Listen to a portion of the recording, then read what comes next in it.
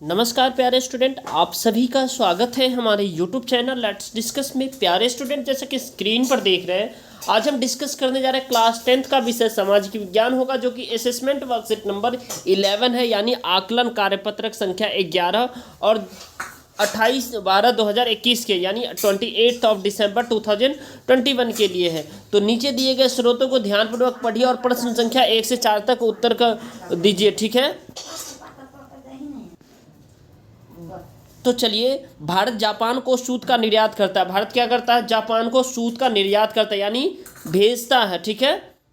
और भारत में बनी सूती वस्त्र के अन्य आयातकार देश संयुक्त राज्य अमेरिका है, यानी भारत में जो सूती कपड़ा बना हुआ है वो संयुक्त राज्य अमेरिका को भी मिलता है, इंग्लैंड को भी मिलता है, रूस को भी मिलता है, फ्रांस को, पूर्वी यूरोपीय देश, नेपाल को, सिंगापुर, श्रीलंका, अफ्रीका के कई देशों में जो है ना क्या कहते हैं, भारत में बने सूती के वस्त्र उपयोग किए जाते हैं, ठीक है। सूती रेशे के विश्व व्यापार में हमारे देश की भागीदारी काफ़ी महत्वपूर्ण है, यानी सूती कपड़े के उद्योग में और व्यापारी में हमारे देश काफ़ी अग्रणी माना जाता है, ठीक है।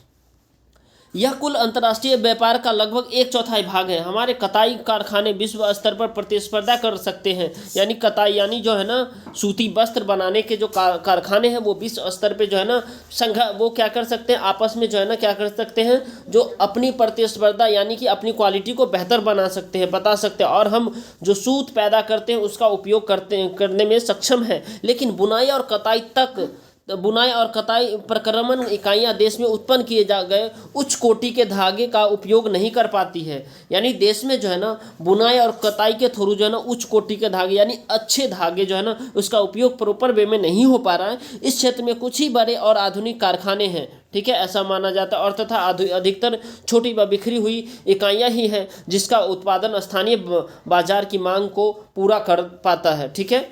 अब इसके बाद देख सकते हैं जो यह इस उद्योग की एक बड़ी कमी है, जिसके परिणाम स्वरूप हमारे बहुत से कताई करने वाले सूती धागे का निर्यात करते हैं। कताई करने वाले क्या करते हैं? सूती धागे का ही निर्यात करते हैं, जबकि परिधान निर्माताओं को कपड़ा आयात करना पड़ता है। यानी हम कह सकते हैं जो हमारा देश सूती वस्त्र के साथ साथ सूती धागे जो है ना क्या करते हैं, सूती धागे का भी यानी दूसरे देश में भेजते हैं, और आयात अधिकतर मात्रा में करते हैं, यानी आयात लाते हैं और निर्यात मतलब भेजते हैं, ठीक है। तो चलिए डियर स्टूडेंट, इसी कंटेक्स्ट में हम इसमें जो कुछ प्रश्न हैं इसको एक एक करके सॉल्व करते हैं, राइट। अब देखिए, जापान भारत के सूत का क्या करता है, तो यहाँ पे अभी मैंने बताया ये क्या करता है, आयात करता है। तो आपका B option is correct, right. निम्नलिखित में से कौन सा देश भारत में बनी सूती वस्त्र का आयात देश है? कौन सा देश है? संयुक्त राज्य अमेरिका है, फ्रांस है, इंग्लैंड है, इनमें से सभी। तो आपका इसमें डी ऑप्शन करेक्ट हो जाएगा, राइट। क्वेश्चन नंबर 3 है, सूती रेशे के विश्व व्यापार में भारत की हिस्सेदारी है, कितनी हिस्सेदारी है? तो अभी मैंने बताया कितनी हिस्सेदारी है, लगभग जो है ना पूरे विश्व में 1/4 यानी कि आप कह सकते हैं 25% है, ठीक है।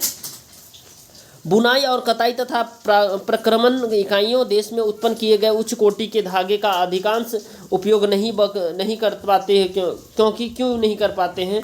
इसलिए नहीं कर पाते हैं क्योंकि डियर स्टूडेंट, इसमें जो है ना इसके अंतर्गत जो है ना इस क्षेत्र में बहुत कुछ ही बड़े और आधुनिक कारखाने, ये बात सही है, और अधिकांश इकाइयाँ छोटी और बिखरी हुई है, ये भी बात सही है। तो इसका जो ऑप्शन हो जाएगा डियर स्टूडेंट, आपका सी ऑप्शन करेक्ट हो जाएगा, जिसमें ए और बी दोनों को शामिल कर दिया गया है, राइट। लगता है ये वीडियो आपके लिए हेल्पफुल है, तो इसे ज़रूर लाइक करें डियर स्टूडेंट। चैनल पे नए हैं तो चैनल को सब्सक्राइब करें और वीडियो को शेयर करें, ताकि इसी तरह का इन्फॉर्मेटिव वीडियो और साथ साथ में आपका क्वालिटी वीडियो मिलता रहे, राइट।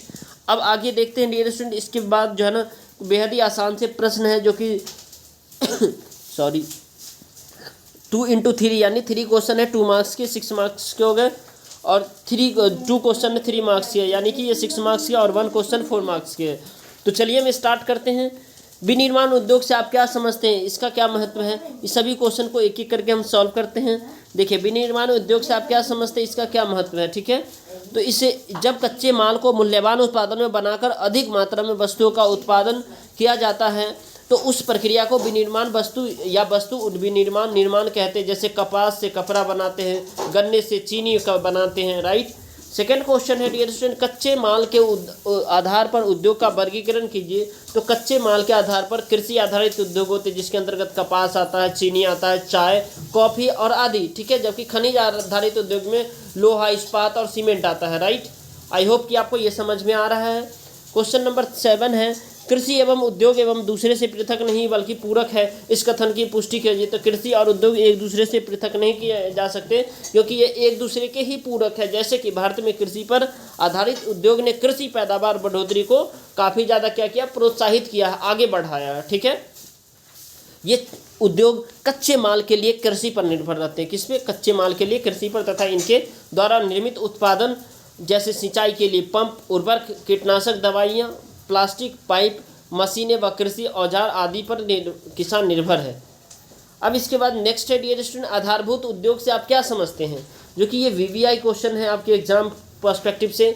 जिनका निर्मित सामान दूसरे उद्योग के आधार पर होता है वे आधारभूत उद्योग कहलाता है, ठीक है। उदाहरण के लिए लोहा और इस्पात तथा रसायन उद्योग, ये एक दूसरे पर ही निर्भर होते हैं। क्वेश्चन नंबर आपका 9 है, सार्वजनिक एवं क्षेत्र के उद्योग संयुक्त क्षेत्र के उद्योग से किस प्रकार भिन्न है? ये क्वेश्चन है आपका, ठीक है। तो देखिए, जो सार्वजनिक उद्योग, जो उद्योग सरकारी एजेंसियों द्वारा प्रबंधित होते हैं, उन्हें सार्वजनिक उद्योग कहते हैं। जैसे सेल हो गया, व्हील हो गया, ओएनजीसी हो गया, ये सारे। जबकि संयुक्त उद्योग क्या होता है? जो उद्योग सरकार और व्यक्ति द्वारा साझा रूप से प्रतिबंध होते हैं, उसे संयुक्त उद्योग कहते हैं। जैसे कि इसमें आप देख पा रहे हैं, जैसे ऑयल इंडिया लिमिटेड होता है, ठीक है। इसमें जो सरकार की भी होती है और एक प्राइवेट की भी होती है, ठीक है। यानी जो है ना, निजी कंपनियां भी होती है, ठीक है। उद्योग की अवस्थिति को प्रभावित करने वाले कुछ कारक बताएं। तो इसको आप डियर स्टूडेंट एक एक करके एक्सप्लेन कर देता हूं, आप लिख लीजिएगा, ठीक है। तो देखिए, उद्योग की अवस्थिति को प्रभावित करने वाले कारक, कच्चे माल की उपलब्धता। अगर कच्चे माल की उपलब्धता होगी तो प्रोडक्शन अच्छा होगा। बाजार की निकटता, अगर बाजार समीप होगा तो वो प्रोडक्ट जो हम बनाते हैं वो आसानी से बेच करके जो है ना, उसमें पूंजी और बढ़ा सकते हैं और इससे जीडीपी बढ़ सकता है। परिवहन के साधन, ठीक है।